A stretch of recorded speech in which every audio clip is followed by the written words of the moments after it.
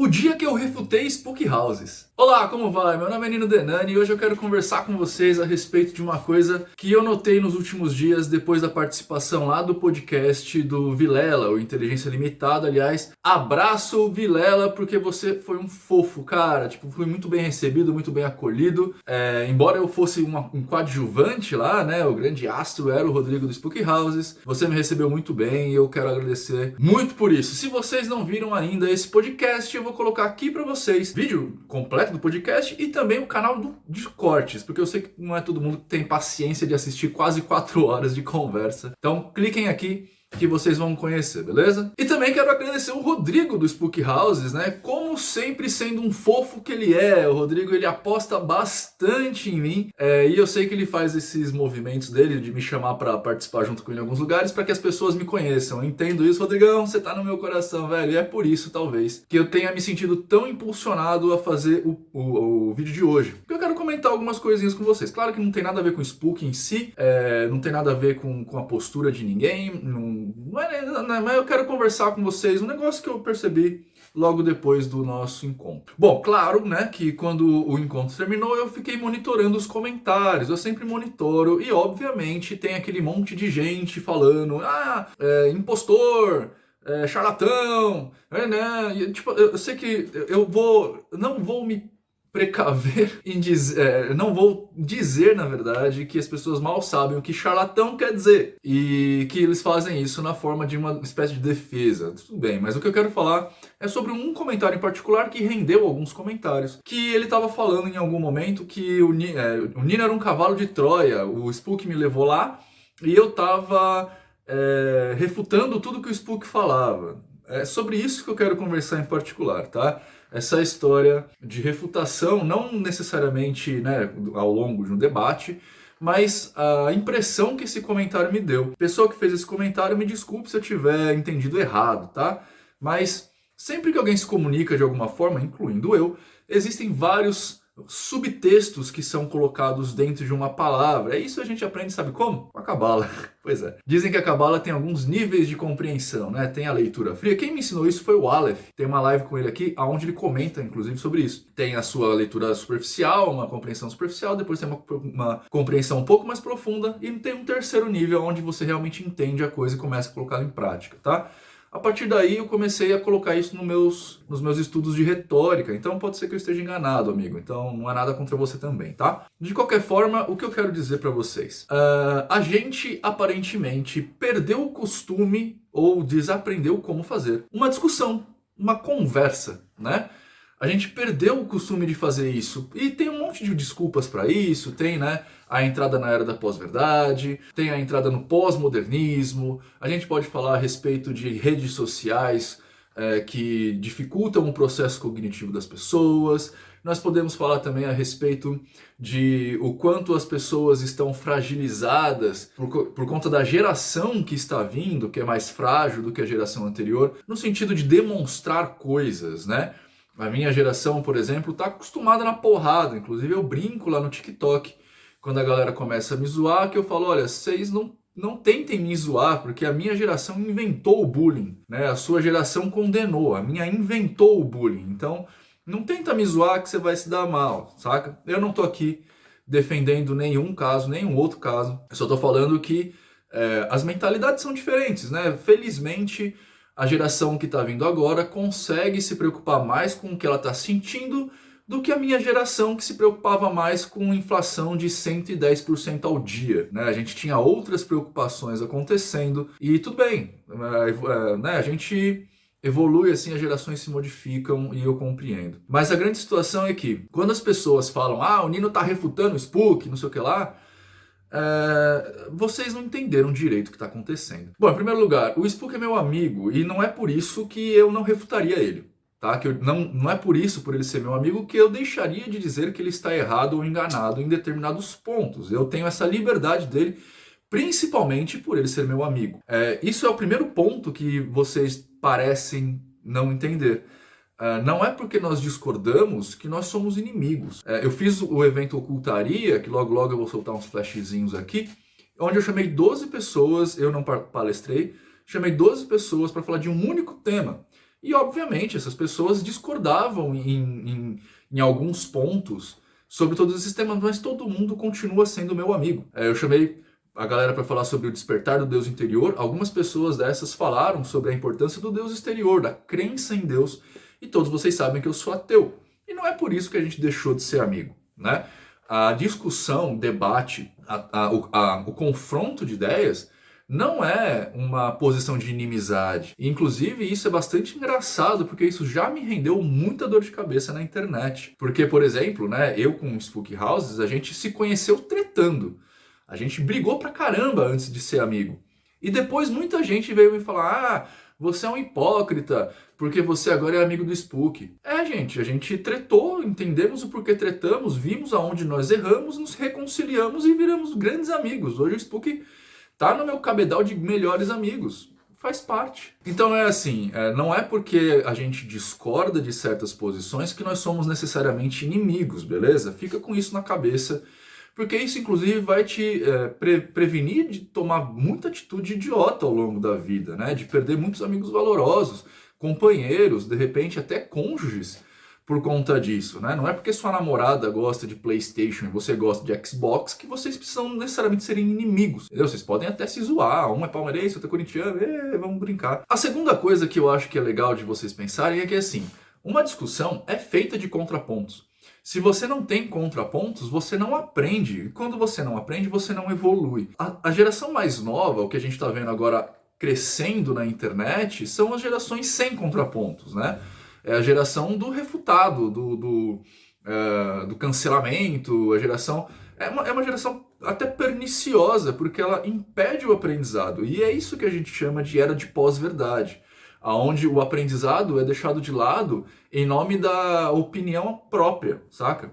Então, por exemplo, tem um monte de gente na internet que acredita que vacina faz mal, sabe? E só acredita nisso por opinião, porque a gente tem um século, pelo menos, de aplicação de vacina, onde a gente erradicou um número gigante de males fodas, tá ligado? Uma poliomielite, sei lá. A gente erradicou do planeta por conta da vacina. Essas pessoas, como não viveram aonde o sarampo matava a gente, né? Porque a gente já nasceu numa geração onde o sarampo já não existia praticamente, essas pessoas começaram a colocar a opinião acima da informação, né? Opinião acima do conhecimento, mais precisamente. Se você quiser saber a diferença, clica nesse vídeo aqui. Começaram a colocar a opinião em cima do conhecimento e, portanto, começaram a ter a opinião de que vacina não faz sentido. E, portanto, esses males que a gente cancelou tempos atrás estão voltando. Inclusive, a gente já tem casos de peste bubônica, a famosa peste negra,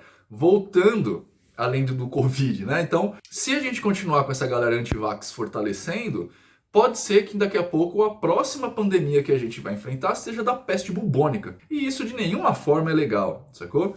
A era da pós-verdade faz com que a gente fique procurando o tempo inteiro coisas que vão solidificar a nossa opinião, em vez de buscar a verdade. O que é uma coisa que na minha geração, ela é praticamente nula, porque nós estamos acostumados ao debate, a gente aprendeu isso na escola. E ainda mais pessoas como o Spook Houses, que está fazendo pós-graduação agora, e eu que acabei de terminar a minha pós-graduação, ou seja, a gente tem um caminho de aprendizado formalizado, né, de aprendizado formal, um pouco mais extenso. O debate é normal, gente, é normal. A gente debate as coisas pra gente saber o que é. O Spook tem uma vivência toda dele lá dentro do lado do budismo tibetano, e eu tenho toda uma vivência do meu lado mágico. Se vocês olharem o vídeo inteiro, vocês vão ver que em vários momentos o Spook tenta igualar a linguagem dele à minha, tal qual eu tento igualar a minha linguagem à dele, para a gente conseguir estabelecer diálogo e debater. Debate não tem a ver com inimizade também, tá bom? Debate, ele é, antes disso, uma forma de solidificar a amizade, porque eu só corrijo quem eu me importo. O Spook também só corrige com quem ele se importa. A gente não sai por aí falando as coisas, né, corrigindo gente no Facebook, por exemplo. A gente corrige quem a gente importa. E outra, eu em vários momentos do podcast, sim, falei coisas que iam contra o que o Spook estava falando, né? Exatamente por essa posição. Ele tem a crença dele, eu tenho as minhas crenças, eu tenho minha área de pesquisa, que tem muito mais a ver com ciência do que com, né, religião. Eu sou pós-graduado em neuropsicologia. O Spook tem uma área de estudo dele que tem mais a ver com religião do que com ciência. Mas aqui a gente precisa levantar um outro aspecto muito importante. Não se refuta mecanismo de crença. Isso é bastante complicado, tá? E aqui tem um vídeo só sobre mecanismo de crença para você entender do que eu estou falando. Mas a grande situação é que é impossível refutar mecanismo de crença porque é impossível comprovar mecanismo de crença. Não que o mecanismo de crença não exista. Ou seja, quando a gente está falando de crença, nós estamos falando sim de sinapses e momentos neurais que acontecem com a gente que vão modificar certas coisas. E esses momentos neurais eles são levados em conta, incluindo na medicina. O placebo nada mais é do que o trabalho de um mecanismo de crença, beleza? A grande situação é que o objeto para o qual o mecanismo de crença atua não é comprovável, também não é desprovável. A gente não comprova, também nem desprova. Ou seja, o Spook pode acreditar em energias do pranayama, beleza?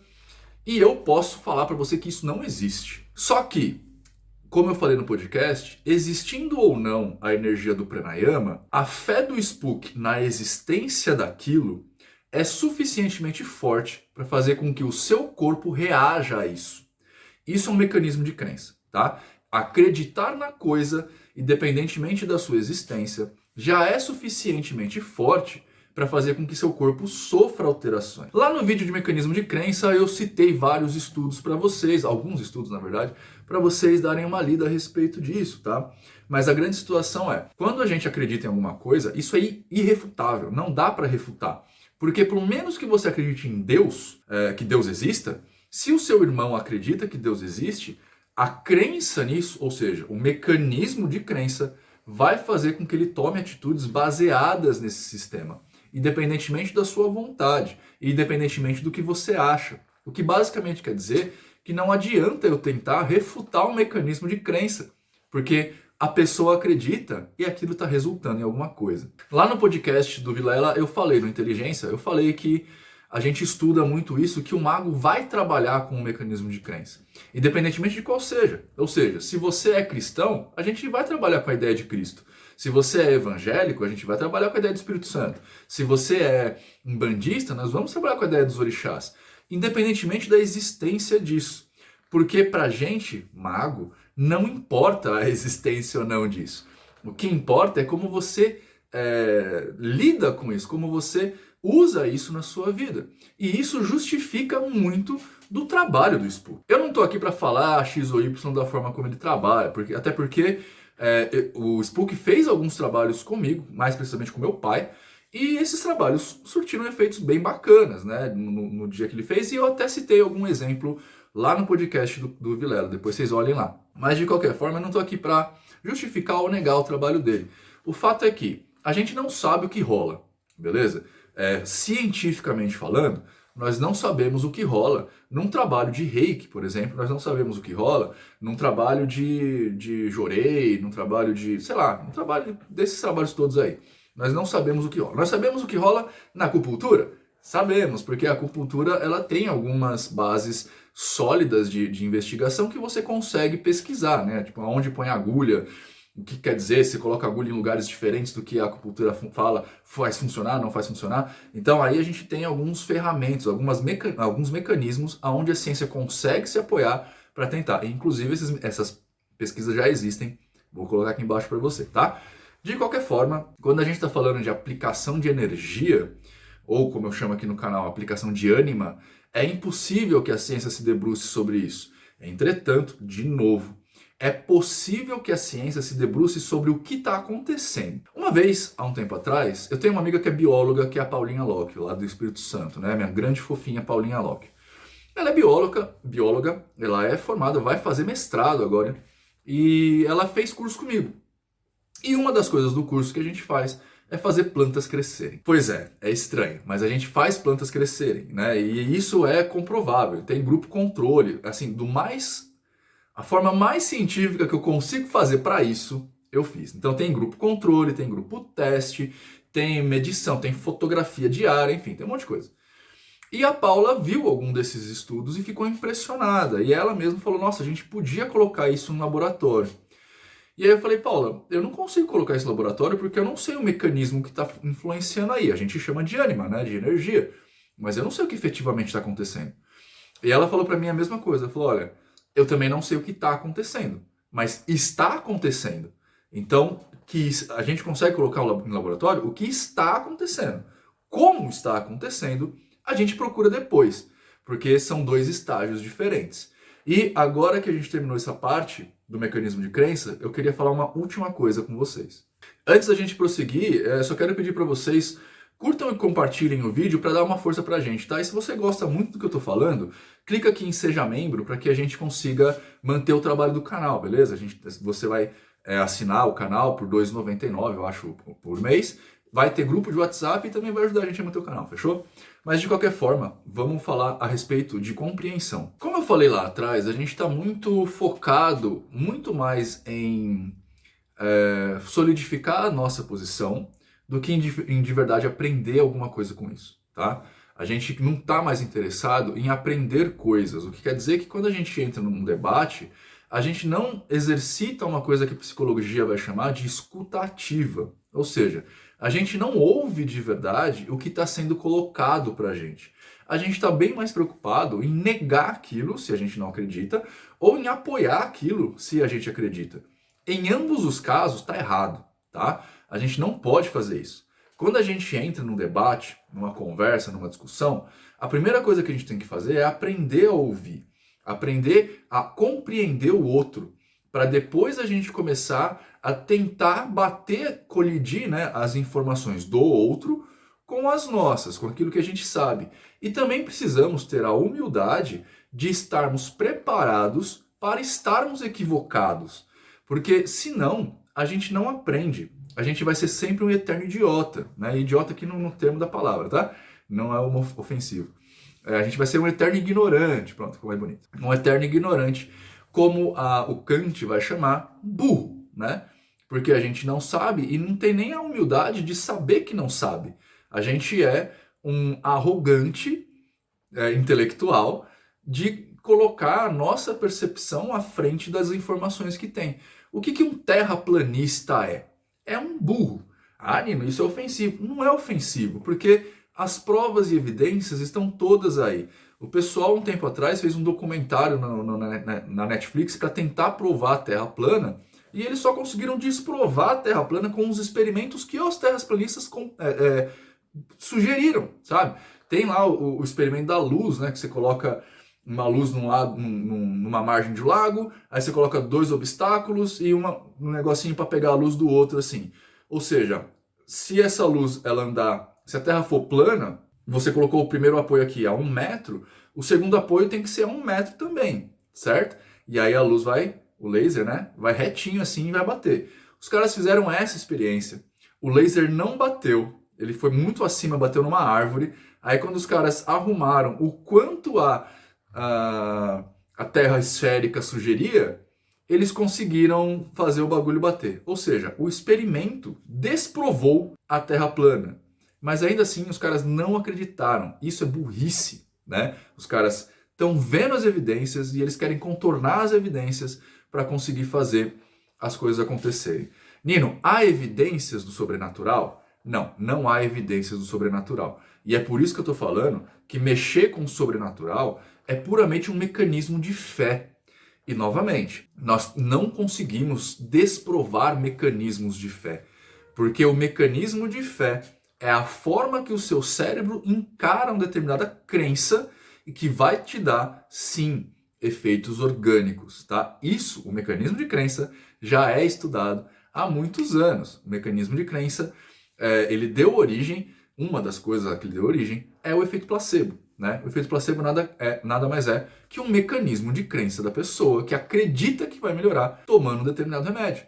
E a medicina leva esse mecanismo de crença tão a sério que ela precisa de um efeito, de um grupo controle, um grupo teste e um grupo placebo, para tirar o placebo da história. Tô querendo falar com isso que magia é científica?